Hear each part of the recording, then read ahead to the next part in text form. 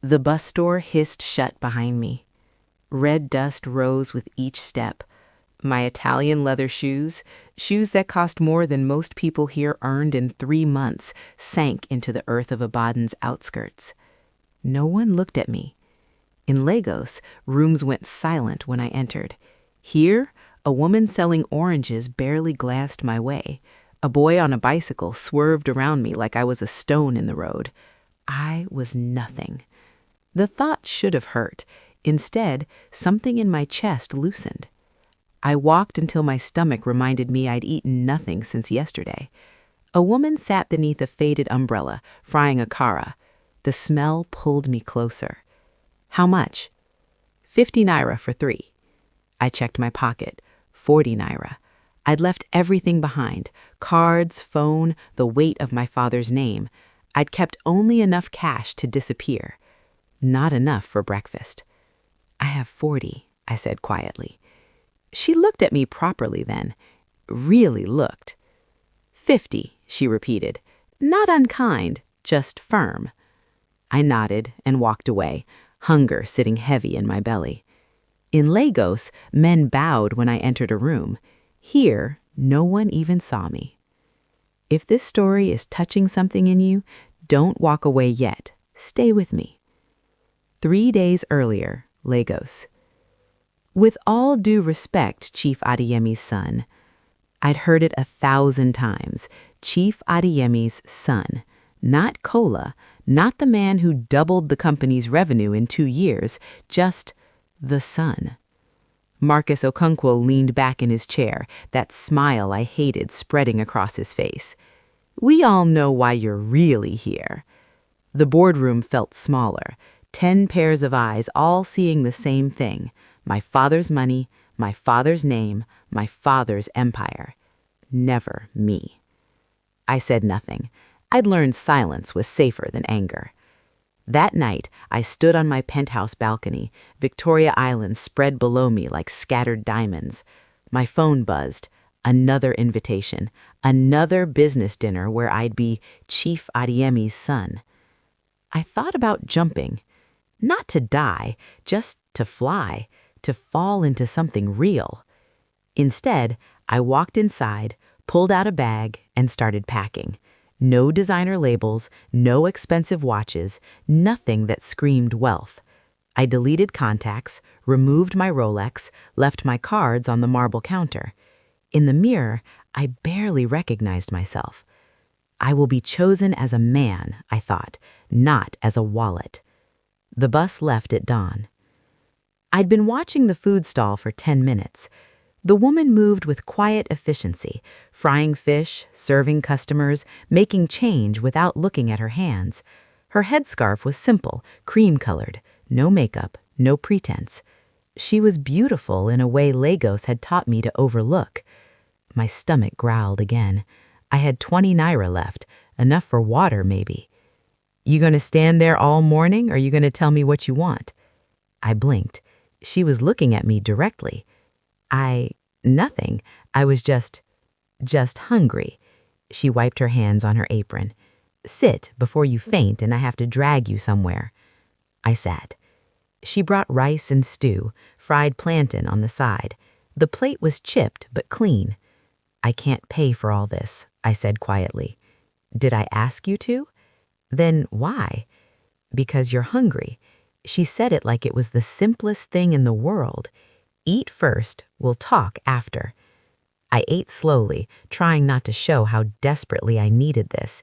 Each bite felt like forgiveness. When I finished, she sat across from me. 20 naira, she said. I gave her everything I had. She took it, counted it, then looked at me with eyes that seemed to pass my carefully constructed disguise. Pride doesn't fill an empty stomach, she said softly. Honesty does. Something in my chest cracked. What's your name? I managed. Zainab, she stood, collecting my plate. And you? Kola. Well, Kola, if you need work, my brother's shop needs someone. Manual work, nothing fancy. I'll take it. She paused, studying my hands, soft hands, hands that had never held anything heavier than a pen. You sure? I'm sure. She smiled, small, skeptical. We'll see. Subscribe now. This story is just beginning to break your heart. The first day, I dropped 3 crates. Zainab's brother, Ibrahim, just shook his head. You ever worked before? Office work, I lied. This is not office work. My hands blistered by noon.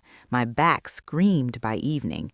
I'd built a business empire, but couldn't lift a bag of rice without stumbling.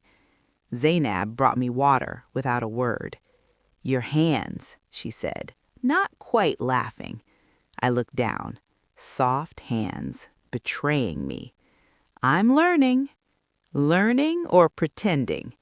The question hung between us. I couldn't tell if she suspected something or if she was just sharp. Learning, I repeated. She handed me balm for the blisters. Her fingers brushed mine, brief, electric. Tomorrow will be worse, she warned. She was right. But something strange was happening. Each day, as my body ached and my hands roughened, something inside me settled. In Lagos, I'd wake to anxiety. Here, I woke to purpose. Simple purpose. Lift, carry, earn. No one knew my father. No one cared about my portfolio.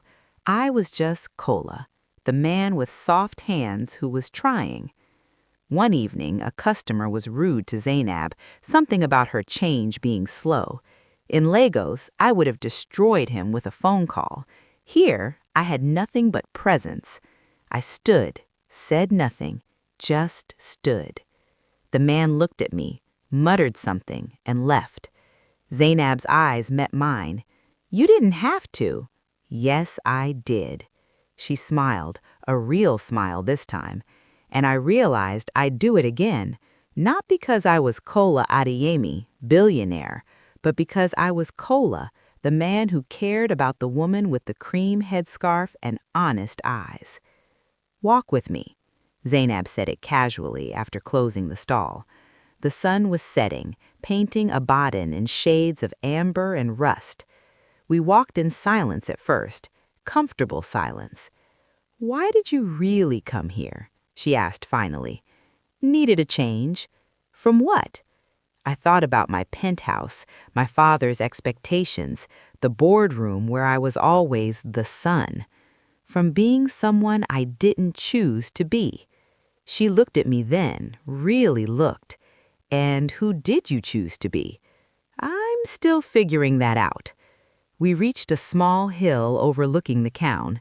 She sat on a rock and I joined her. I was engaged once, she said quietly. I waited. He was everything I thought I wanted.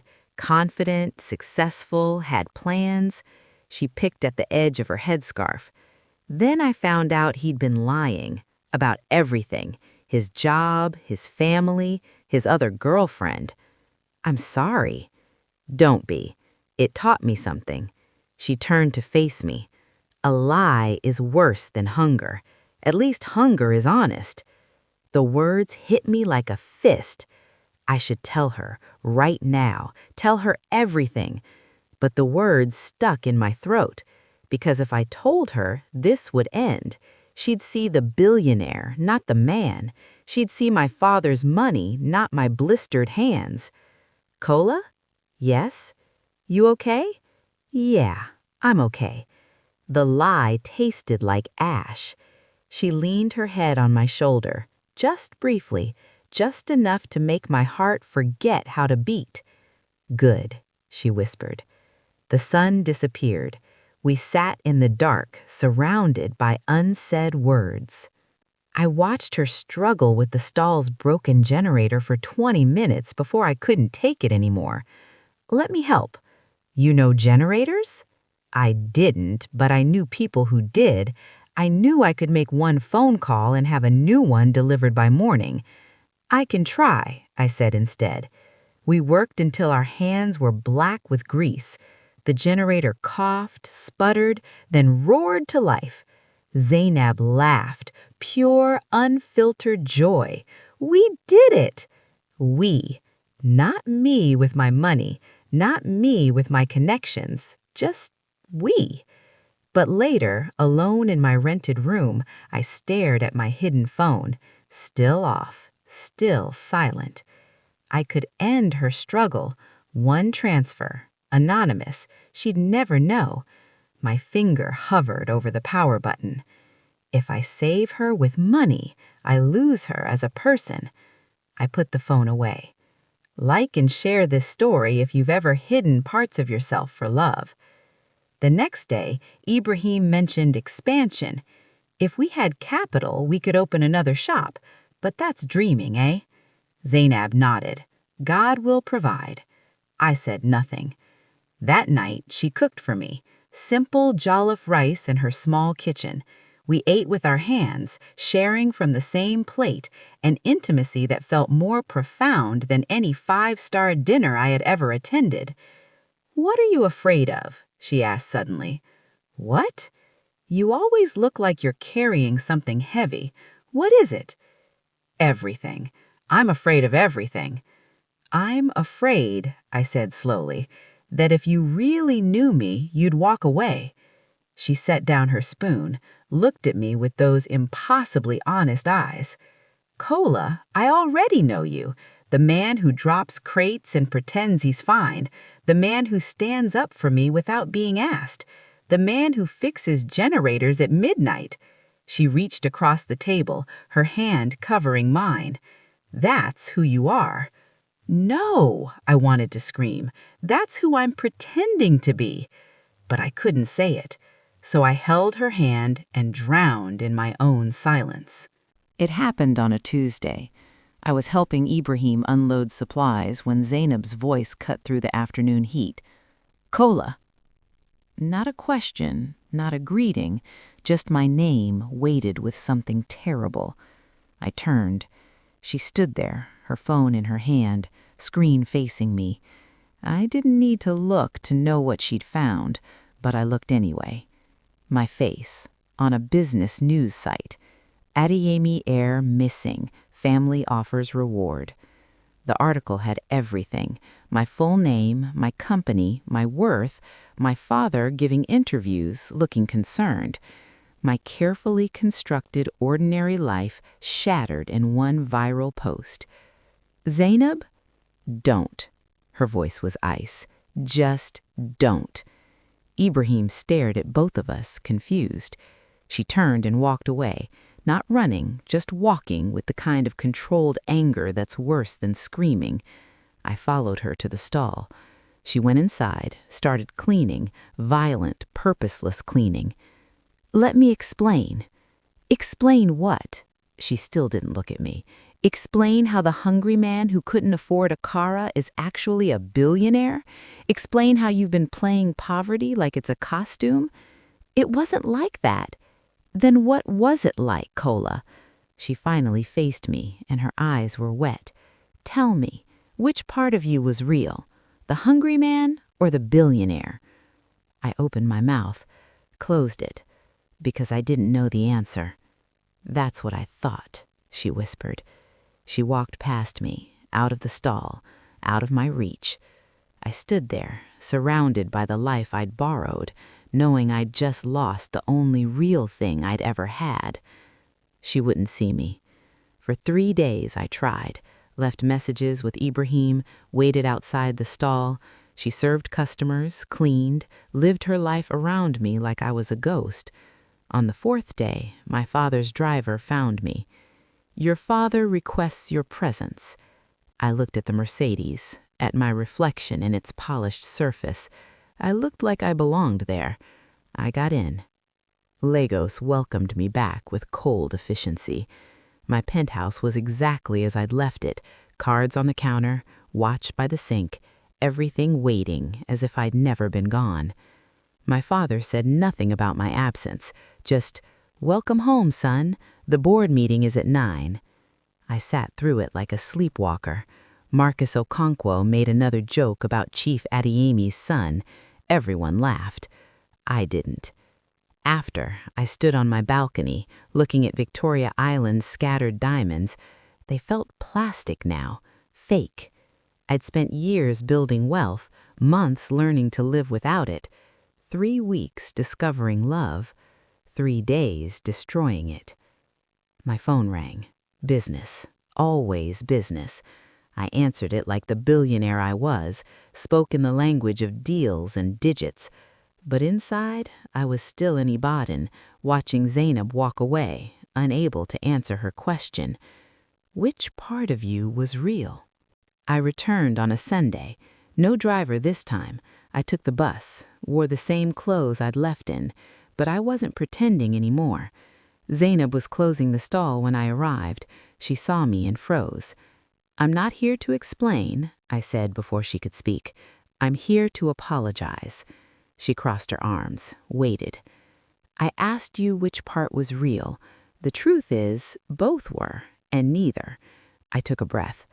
"I was afraid you'd love my money more than me, so I hid everything, including myself." "You lied." "Yes." "For weeks." "Yes." "While I shared my life with you, my pain, my truth." "Yes." I felt the weight of it. "And I'm sorry. Not because I got caught, but because I took your choice away. You deserve to know who I was and decide for yourself." She looked at the ground, at the sky, anywhere but me. "I'm not asking for forgiveness," I continued. "I'm not asking for another chance. I just needed you to know what we had, what I felt, that was real. Maybe the only real thing in my entire life." I turned to leave. "Kola." I stopped. "Why did you really come here, to Ibadan?" "Because in Lagos, I was drowning in who people wanted me to be. I thought if I removed the money, I'd find out who I actually was." I looked at her finally. "Turns out, I'm still figuring that out." "And now?" "Now I know at least one thing. I know what I lost." I smiled, sad. "I know what I lost." Comment below. Would you forgive him? Your answer might surprise you. She called me 2 weeks later. "Kola." Just my name, but different this time. "Zainab." "I've been thinking." I waited, heart hammering. "About what you said, about fear." She paused. "I understand fear. I've lived it. After my ex, after the lies, I was afraid too, afraid to trust, afraid to be vulnerable." "I know. But here's what I learned." Her voice was soft but firm. "Fear doesn't excuse deception. It explains it, but it doesn't excuse it." "You're right." "I'm not finished." I heard her take a breath. "You were afraid you'd love my money. I was afraid you'd break my heart. We were both hiding, maybe in different ways, but we were both hiding." Silence stretched between us. "I don't know if I can trust you again," she said finally. "Not yet." "I understand." "But," that word hung like a promise, "but maybe we can start over, slowly, honestly this time." "Honestly," I repeated, "which means I need to know, who is Kola Adeyemi? Not the billionaire, not the man pretending to be poor, just Kola." I thought about it, really thought. "I'm still figuring that out," I admitted, "but I know I want to be someone worthy of your honesty, even if it takes the rest of my life." She laughed, small, careful. "That's a start."